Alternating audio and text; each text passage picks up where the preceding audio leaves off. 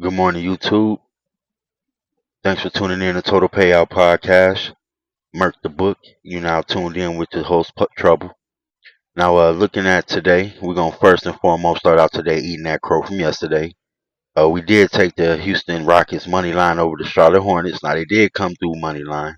We did kind of call that one. Now the only problem we did have is we kind of combined that with a prop bet with Alperen Sengun over 14.5 rebounds and assists.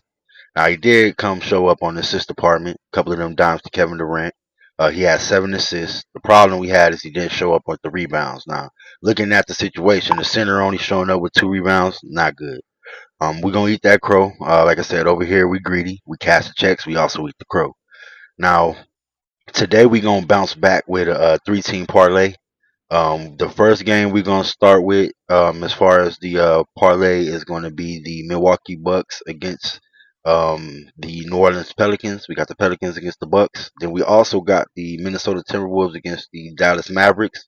That's the other second leg of the NBA parlay, and then we are gonna add one college game to that parlay, which is gonna be VCU versus St. Louis. Now, starting with the first game of this parlay, we're gonna go with the Bucks, plus 4.5. Looking at the scenario, I do like the Bucks plus the 4.5 in this scenario because one, they came out of the break hot.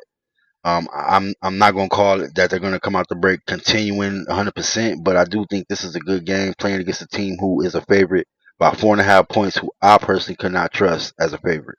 My line has this as a pick. My personal line, personal projection. So I'm very comfortable taking the Bucks plus 4.5. It can go either way in my opinion. Looking at the scenario, obviously Bucks no Giannis, no Miles Turner. On the other side, we don't have Trey Murphy as far as somebody that we can rely on for the Pelicans. So I think obviously not having Giannis, not having Miles Turner is a big thing. But the Bucks did have that scenario into the All Star break, and they did play great. So I don't think it's going to be a big adjustment for the Bucks to have to come out here today and not play without these two particular players. The problem on the Pelican side I have is that no Trey Murphy. If I watch a lot, I watch basketball like anybody else who gambles and watch a lot of sports. Trey Murphy to me, besides Jose Alvarado, you do got Herb Williams over there, and you got Zion. For the players for me that do it, and then you got Dejounte, and you got the young buck, the rookie. But Trey Murphy to me is their most consistent player, health wise and on the court. He is their most consistent. I don't want to say best player, but their most consistent player. To me, not having him tonight kind of tilts it to the Bucks because I think they're more even in this scenario because the Bucks have a couple more players on that team who can step up. Kuzma, um, you got Cam Thomas coming off the bench who can erupt. I don't know if I can call that on the other side. You got a couple other players on the Bucks team that I like as well. Kevin Porter Jr. You got a couple players over there that can ball out for the Bucks that I like.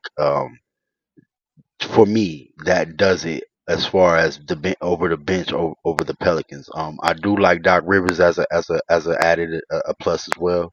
Um, but other than that, like I say, the Bucks plus 4.5 to me is going to be the play in that game.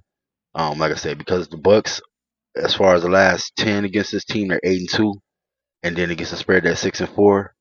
So I think that number alone, plus the fact that the Pelicans in this state aren't the greatest team getting favorite money at home, more than a bucket or 3-pointer, give me that 4.5. And then the total, I'm gonna leave it alone, but I will say the total.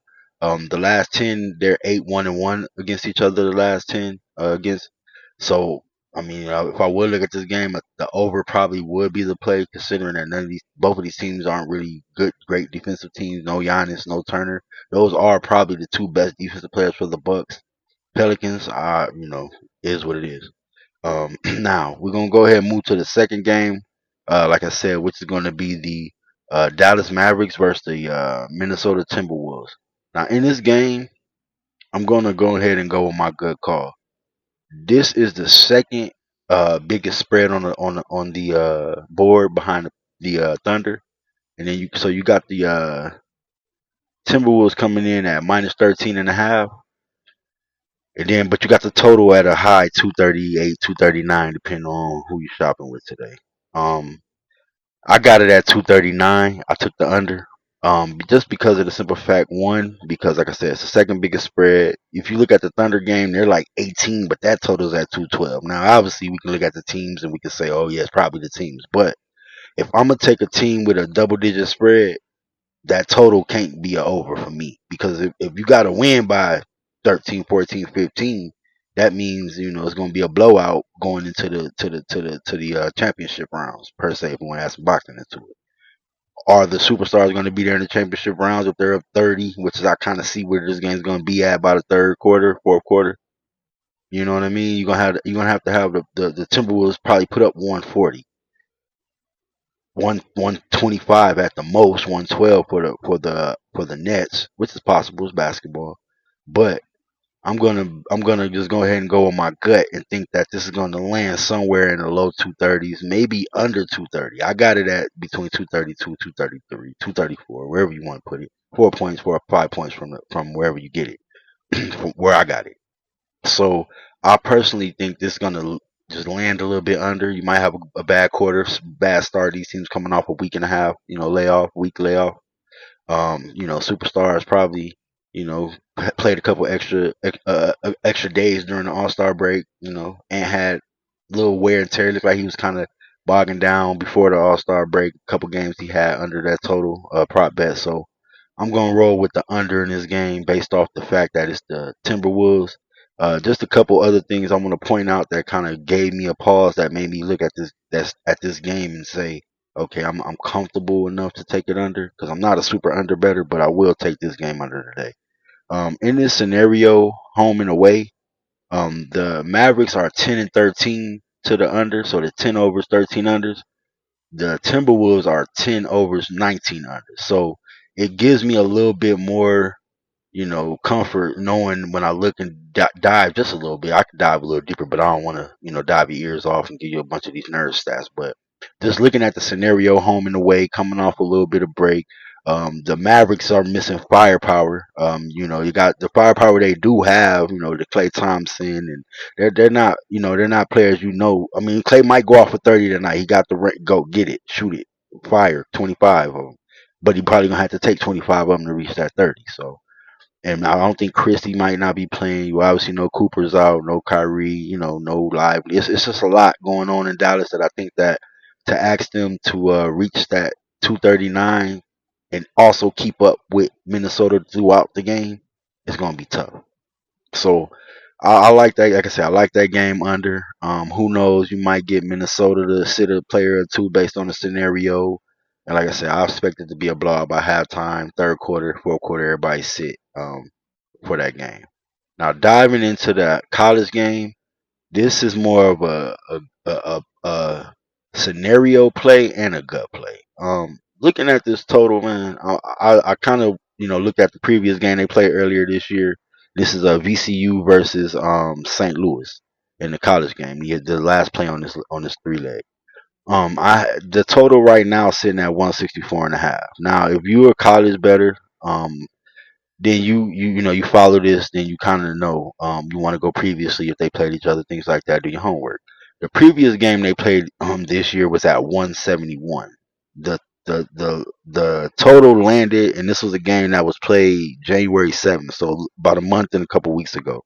It landed at 133. So it was the total got put out at 171, or it closed at 171, and the final was 133, typical of a game between these two teams. Because if you go back into history, they never had a total. The highest total they had was 146 and a half. So obviously this year St. Louis is they're playing out of their minds. 20-2, something like that. Lost two games, and that one of those games was for Rhode Island the other night, which was a travesty because you're going into this game, which was obviously a look ahead game. So I just think that this they're gonna play. I personally think they're gonna play true to form, true to their nature, true to each other. They obviously you got St. Louis averaging 90 a game, and I think you got VCU averaging somewhere close to 80.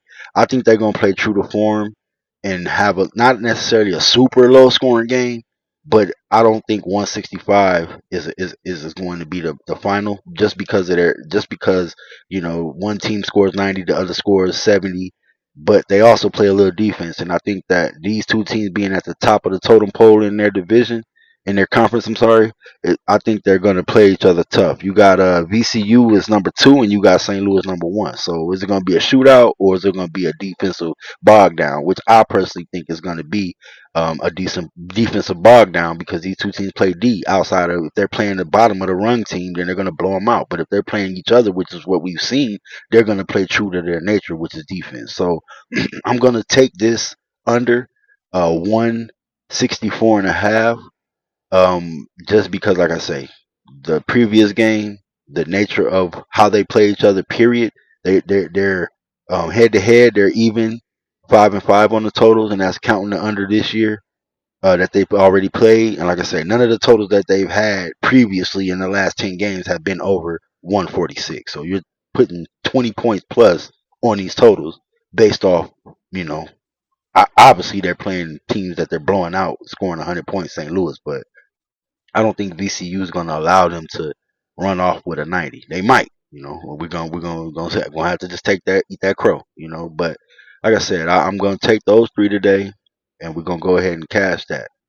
I didn't get a chance. I didn't get a chance to get to the book today to put the ticket up, but I'm gonna go ahead and play it in on my account. But anyway, like I said, we're gonna eat that crow from yesterday. Today we got that three-team parlay: the Milwaukee Bucks plus 4.5. We got the Minnesota Timberwolves under 239, and then we got the VCU versus St. Louis in the college game today under 164 and a hook. Okay, so once again, like I said, I like y'all. Thank y'all for tuning in to Total Payout Podcast, Merc the Book. This your host Trouble. Y'all have a great day. Thank you.